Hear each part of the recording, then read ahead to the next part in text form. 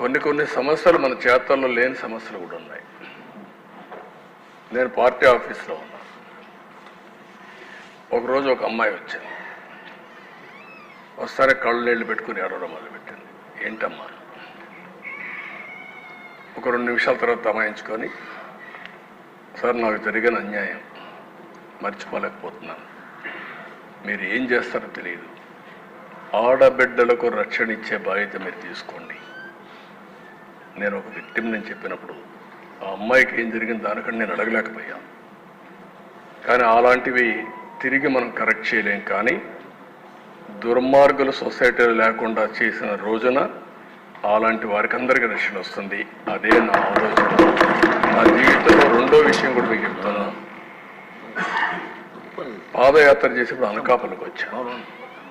రాత్రి 2 గంటలకు నడుస్తూ ఉంటే అనకాపల్లిలో ఒక డీసెంట్ మహిళ ఒక అమ్మాయి వచ్చారు.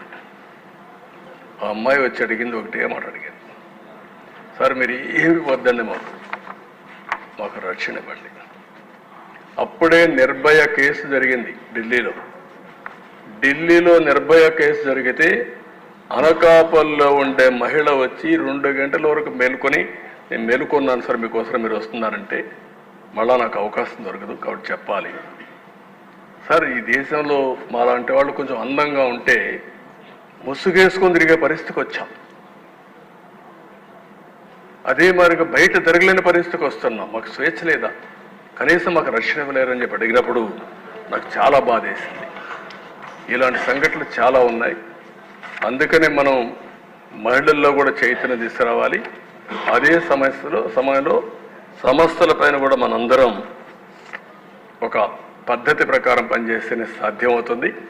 ఇప్పుడే మళ్ళీ ఒకసారి పవన్ కళ్యాణ్ గారు చెప్పినట్టు మీరు గుర్తుపెట్టుకోవాల్సింది, మనందరి మీద ఒక బాధ్యత ఉంది. ఒక విధంగా మనందరం మనుషులమే. నాకు జరిగిన అవమానం నన్ను వెంటాడుతూ ఉంటుంది. మీరందరూ గుర్తుపెట్టుకోవాలి, నా జీవితంలో మొట్టమొదటిసారిగా నా కళ్ళలో నీళ్లు పెట్టిన సందర్భం ఒకటే ఒక సందర్భం. అది హౌస్లో నాకు జరిగిన అన్యాయంతో నా జీవితాంతం జ్ఞాపకం ఉంటుంది.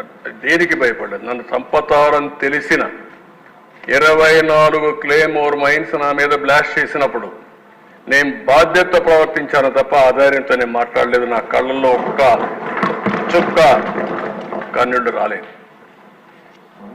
పవన్ కళ్యాణ్ గారు ఎంత విసిగిపోయాడో మీరు చూసుంటారు. ఫ్యామిలీ విషయాలు మాట్లాడుతూ ఉంటే ఒక బాధ్యత కలిగిన ముఖ్యమంత్రి. నేను కూడా మాట్లాడాను. ఇది చూసిన తర్వాత వాడికి బుద్ధి రావాలనే ఉద్దేశంతో అలాంటి వ్యక్తులకి ఒక మాట అన్నాను.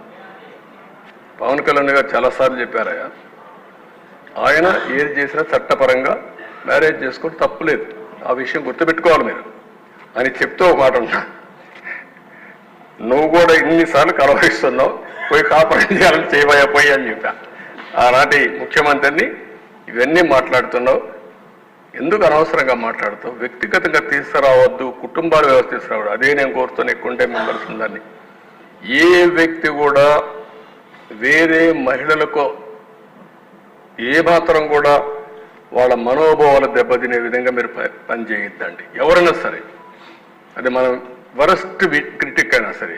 సోషల్ మీడియాలో కూడా నేను అది కూడా చెప్తున్నా. ఈ రోజు నుంచి సోషల్ మీడియాలో చాలా స్ట్రిక్ట్గా పెడతా. అవసరమైతే మొత్తం అనలైజ్ చేస్తా. సెపరేట్ విభాగం పెడతాం. ఎవడైనా సరే ఆడబిడ్డల పట్ల అసభ్యంగా వాళ్ళు దెబ్బతీసే విధంగా కానీ మాట్లాడితే, క్యారెక్టర్ అసాసినేషన్ చేస్తే అలాంటి వాళ్ళని వదిలిపెట్టను. పబ్లిక్లో నిలబెట్టి ఏం చేయాలో చేసి చూపిస్తా డెమాన్స్ట్రేషన్. ఆ విషయంలో ఎక్కడా రాజీ లేదు. అయితే నేను మిమ్మల్ని కోరేది, ప్రజలు మనకు అధికారం ఇచ్చారు. అధికారం ఇచ్చింది ప్రతీకారాన్ని తీర్చుకోవడానికి కాదు. మళ్ళీ చెప్తున్నా, ఎమ్మెల్యేలు అవుతానని మనకు అనిపిస్తుంది. ఇన్ని రోజులు వాడు వేధించాడు, నా కార్యకర్తలు ఆనందంగా ఉంటారు, నేను కూడా వేధిస్తే నా కార్యకర్తలు తృప్తి పడతారనుకుంటారు. కానీ అది మాత్రం చేయొద్దండి. మనకు అధికారం ఇచ్చింది ప్రజలకు సేవ చేయడానికి, తప్పులు చేసిన వాడిని శిక్షించడానికి. శిక్షించే బాధ్యత ప్రభుత్వాన్ని, సేవ చేసే అవకాశం బాధ్యత మీదిగా తీసుకోవాల్సిందిగా మరొక్కసారి కోరుకుంటూ ఎక్కడా దీన్ని ఉపేక్షించం. ఒకవేళ కానీ మన వాళ్ళు తప్పు చేసినా ఏమనుకోవద్దని మొన్నైతే పవన్ కళ్యాణ్ గారు చాలా స్పష్టంగా లేఎస్ఎల్ఎస్ పార్టీ మీటింగ్లు చెప్పారు. ఇక్కడ కూడా మొన్న కూడా చెప్పారు. నేను మనస్ఫూర్తిగా అభినందిస్తున్నా. On record